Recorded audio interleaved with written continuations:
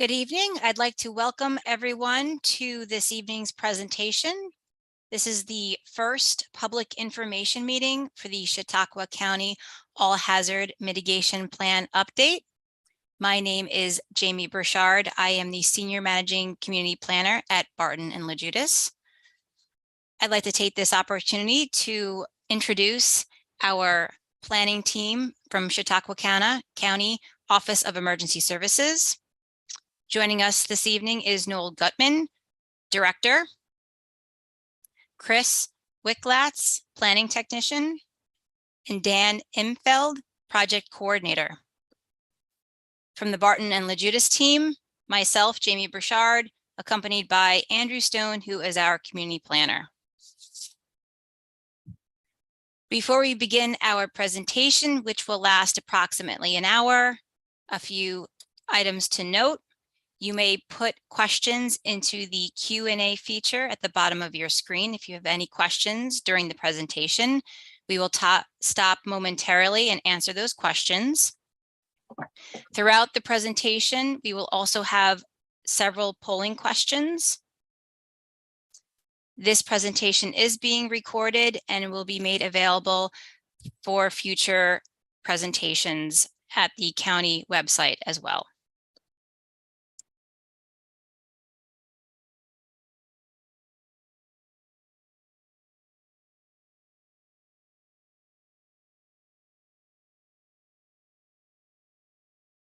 So again, welcome to the Chautauqua County Hazard Mitigation Plan update.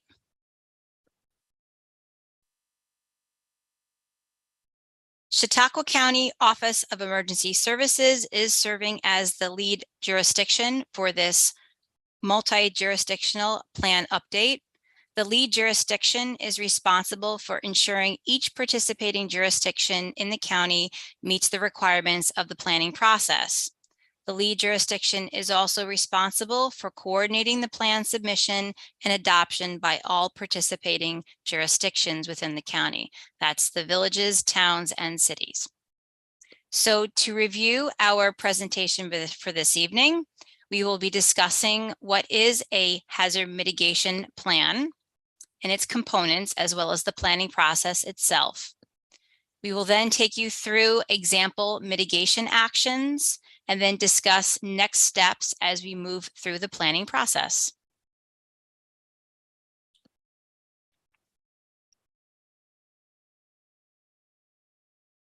Hazard mitigation planning is a process by which helps municipalities plan and reduce their risk to natural hazards.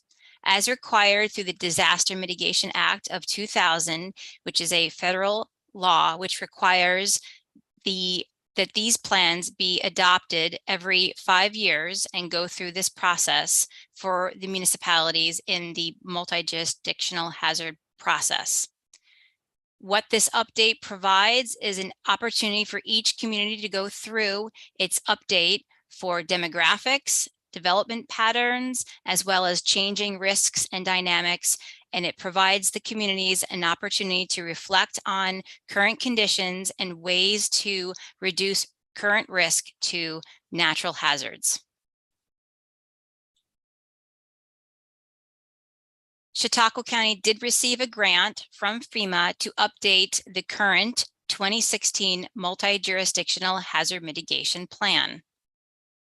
This plan will entail the following components, which you can see on the left-hand side of your screen.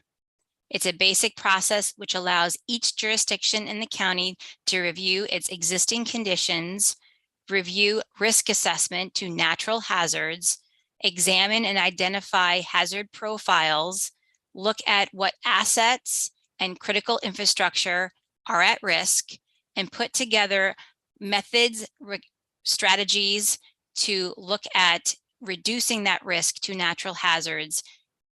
Each community that participates in the all hazard mitigation plan process will have a jurisdictional annex included in this plan process.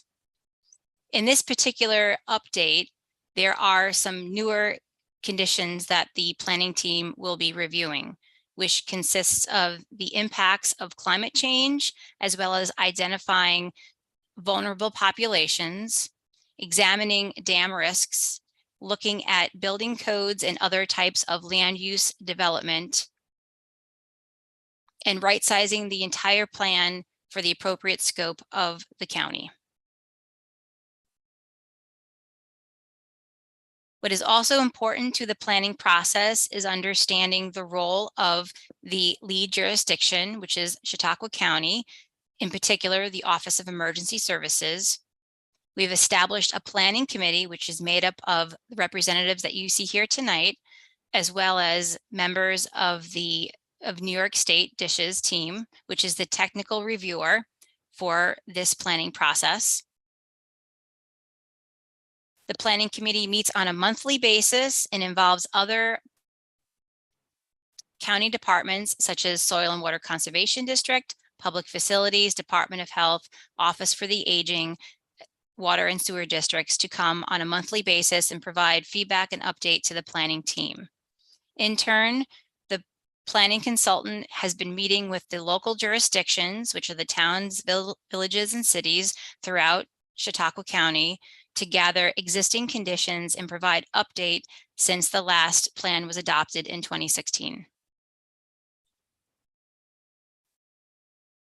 Municipalities should participate in this planning process because it allows there to be an opportunity to reflect on current conditions and understanding how to reduce risk for disasters that are becoming more prevalent in the future, which can include increased precipitation, flooding, and rising temperatures. By doing so, it allows the municipality to identify mitigation strategies to reduce risk and allow a potential to receive funding to protect from future disaster events, such as looking at flood protection, slope stabilization projects, engineering design and feasibility studies, as well as retrofitting. When the community goes through the hazard mitigation planning process and successfully has been approved by the state as well as FEMA, and the local jurisdiction has adopted this plan update, eligibility for these following planning programs becomes available, such as the Hazard Mitigation Grant Program, the Post-Fire Fire Management Assistance Grant, Pre-Disaster Mitigation Grant, Building Resilient Infrastructure and Communities Program, which is the BRIC program, Flood Mitigation Assistance Grant, and the High Hazard Potential Dam Grant programs.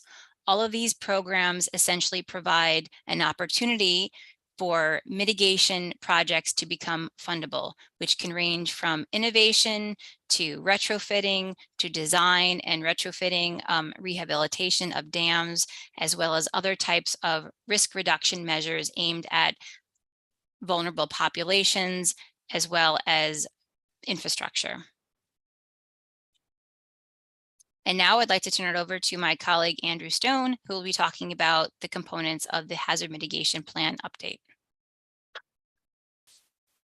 Thank you. So we move to the next slide. We get into the process here. Or do I have control of the slides now? We can't hear you, Andrew. I'm not muted. Can you hear me now?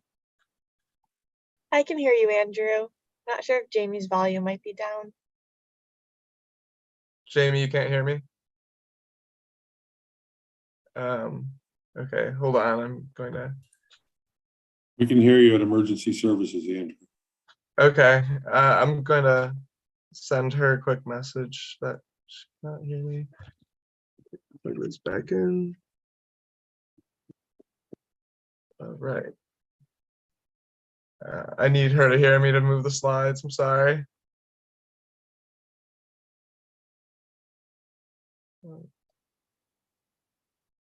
I can continue the presentation while we figure out what is going on.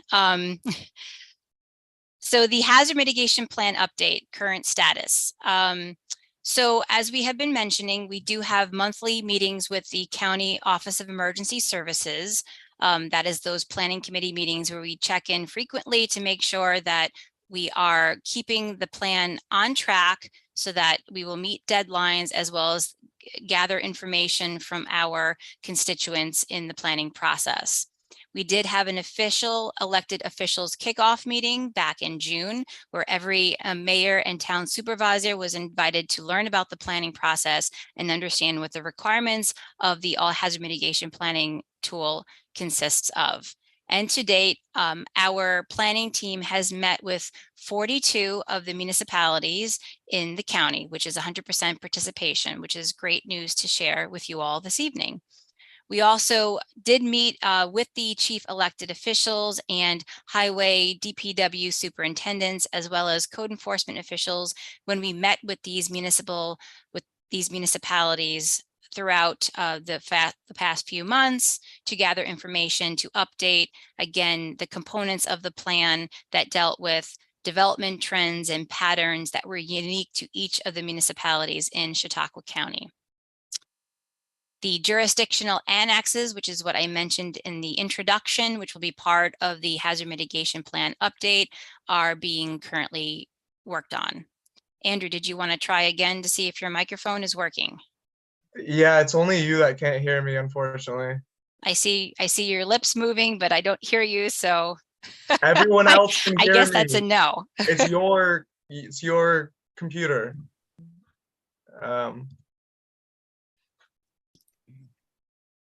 Jamie, can you hear emergency services? Oh, I can't hear you. Okay, then I will stop presenting and you go ahead.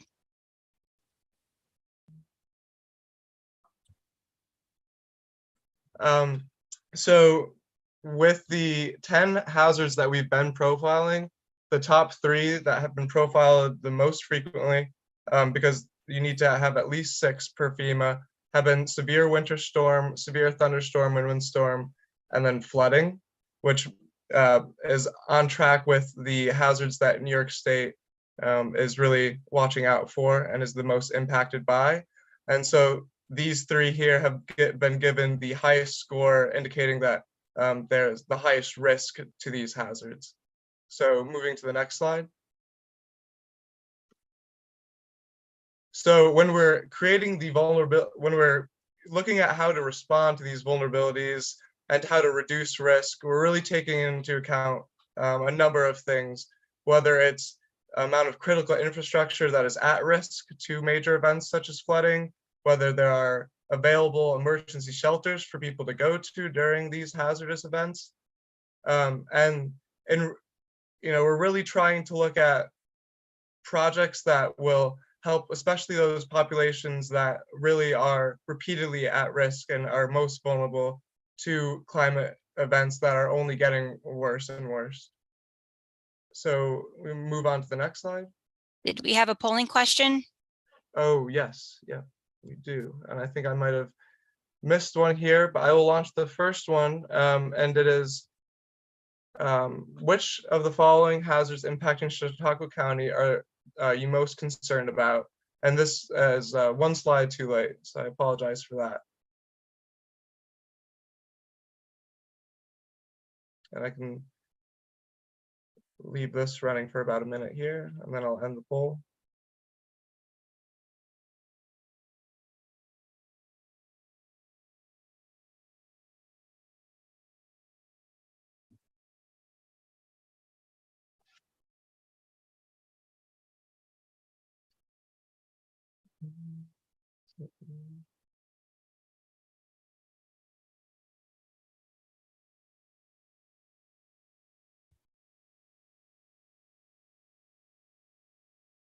Okay, probably end it in a few seconds here.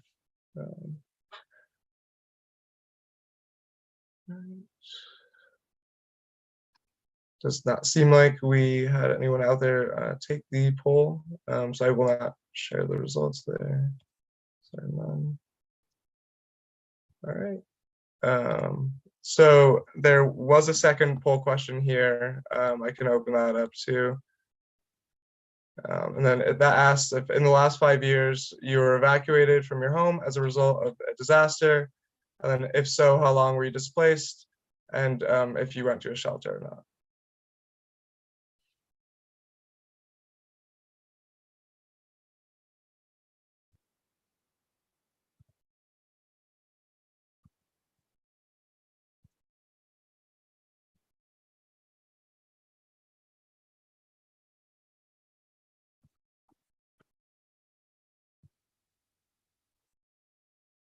I'll let this run for another 30 seconds.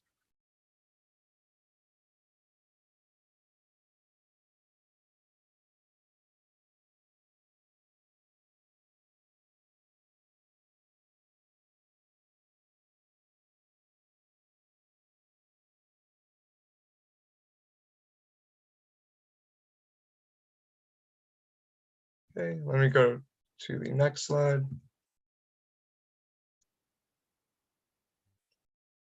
Okay, and then for potential mitigation actions, we're really looking across a broad spectrum of potential responses to these threats. We're looking at local planning and regulations, different structure and infrastructure projects, as well as natural systems protection and general public education and awareness. And for each of these actions, we're coming up with alternatives that can be implemented, and as well as costs that we're estimating that these actions might have involved with them, and then potential funding sources and agencies that would be involved in implementing these actions. And then go to the next slide. So some example mitigation actions that we have chosen, example being here, flood control measures. We can clear gravel out of the creeks to reduce flooding, have projects that deal with repairing and replacing bridges that may have damaged from flooding.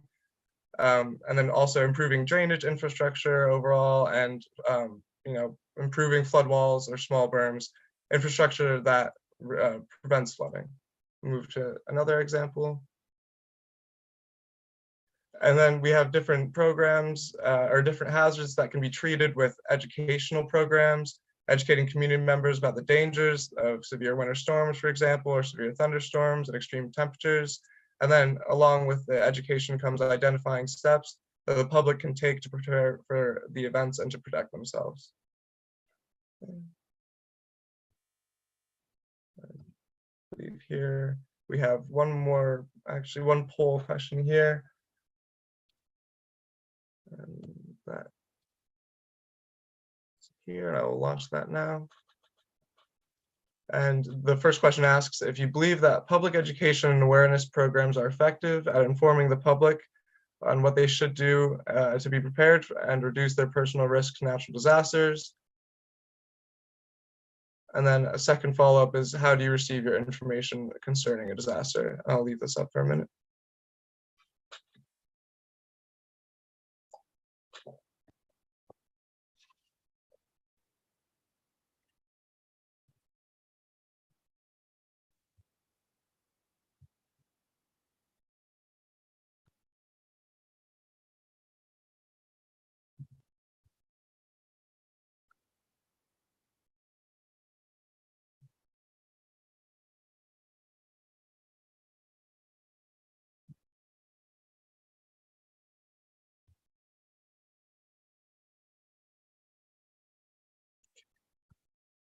And results from that.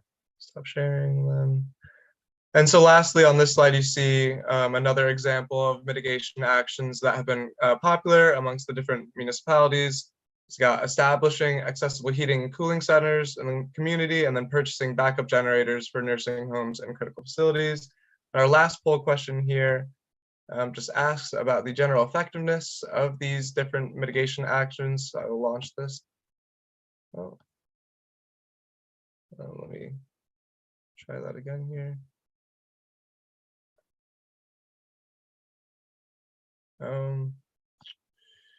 Relaunch. Okay, so this I will let go for another minute. And it asks, what types of projects do you think can best reduce the public's risk to natural hazards, and ask you to rank the following options from 1 to 4, with 1 being the best and 4 being the worst option for reducing risk.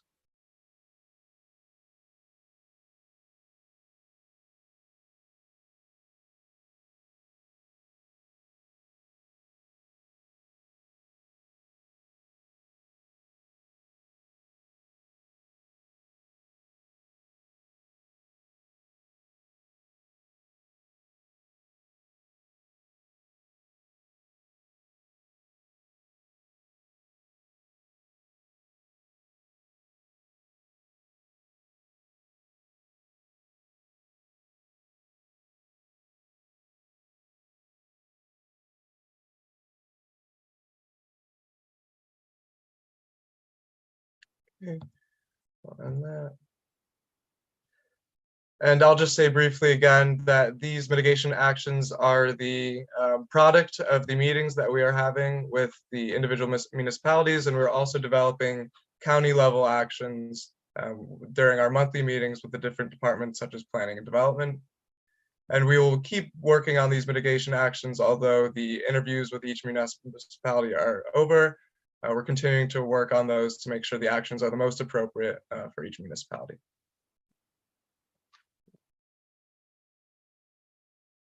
Go back to Jamie. Great, thank you, Andrew.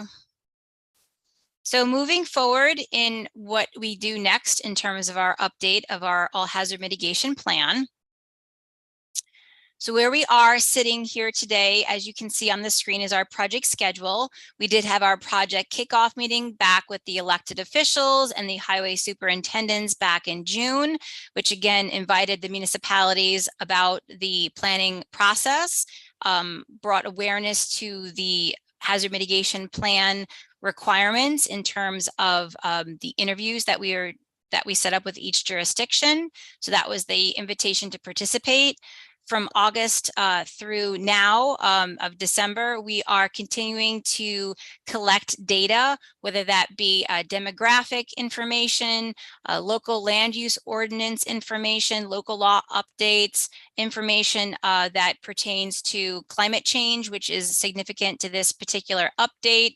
We are continuing to take feedback and information from the jurisdictions. We have concluded our jurisdictional meetings to date, but we are working to update the annexes and are still open to receiving comments from anybody in the municipalities, such as code enforcement officers, again, DPW, any staff or elected officials that want to participate and provide information to the team, namely in reviewing the actions and strategies that were put forward in the 2016 plan.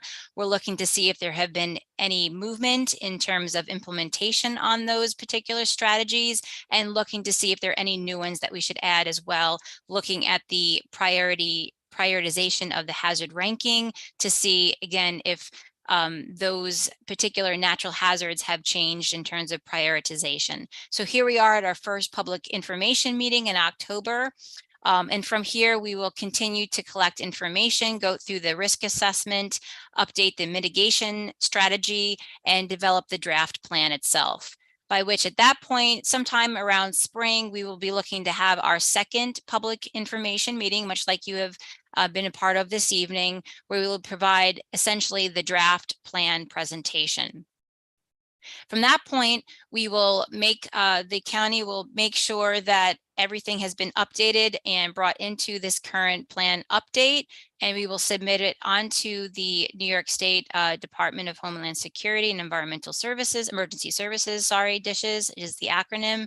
And from there, they will make the review and the presentation to for approval to FEMA, by which at that point, we will look to provide to look for an adoption locally through each jurisdiction that has participated in this plan. Again, we've had 100% participation by all 42 local jurisdictions in the county. We will be looking to go through that formal local law update, which we have a sample model that can be provided to each jurisdiction that they can formally adopt this plan, by which will allow each jurisdiction in the county to apply for all of the mitigation grant funding programs I had spoken about earlier in the presentation, which will allow, again, the implementation of the plan moving forward.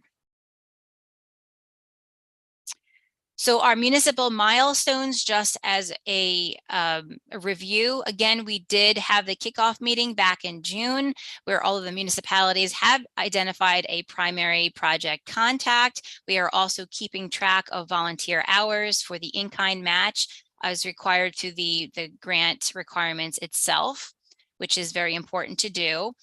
And again, we have set up these meetings with the jurisdictions to gather that local information and to provide the update into the plan.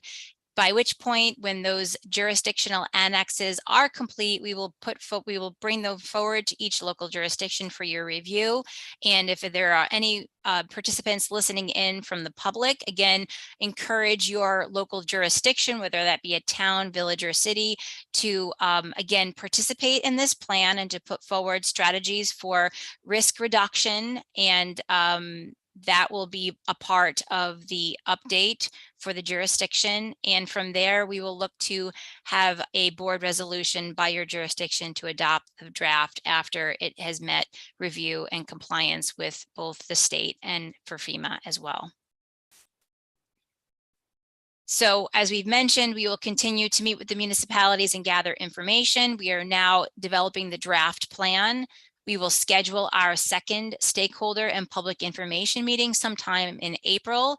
If you are part of the process and you are representing a local stakeholder or a neighboring municipality or any interested group and would like to provide feedback to the project team, please submit any comments to the Office of Emergency Services or contact either Andrew or I at Barton and LaJudas.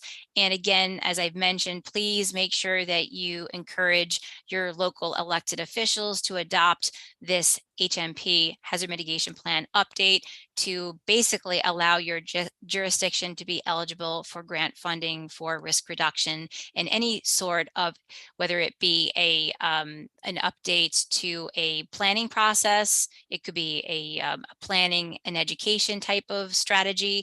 It doesn't necessarily have to be an infrastructure upgrade or a retrofit. There are many other types of mitigation strategies that are eligible for funding, which again is part of why we are going through this planning process and meeting with all the local jurisdictions.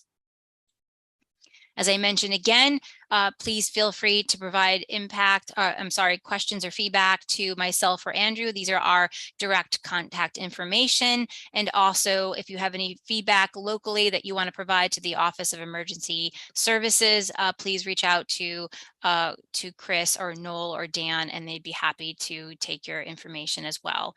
Please also make sure you visit the county's website for Office of Emergency Services, where we provide updates to the plan as well, and a copy of this recording will also be posted to the website. With that, I can open that up to any questions, Q&A that have populated the Q&A chat feature, if there are any.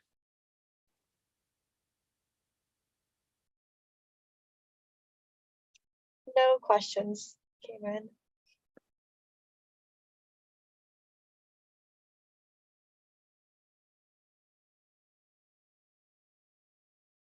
At this time, I would like to invite anyone from the Office of Emergency Services to provide any additional information or feedback, if any.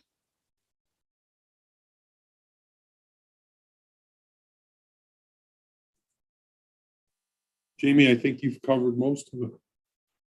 Thank you. You're welcome. We can stay on for a few more minutes and then we can close this public information meeting if we don't have any further contact or questions from anyone from any the public or local stakeholders. Sounds good.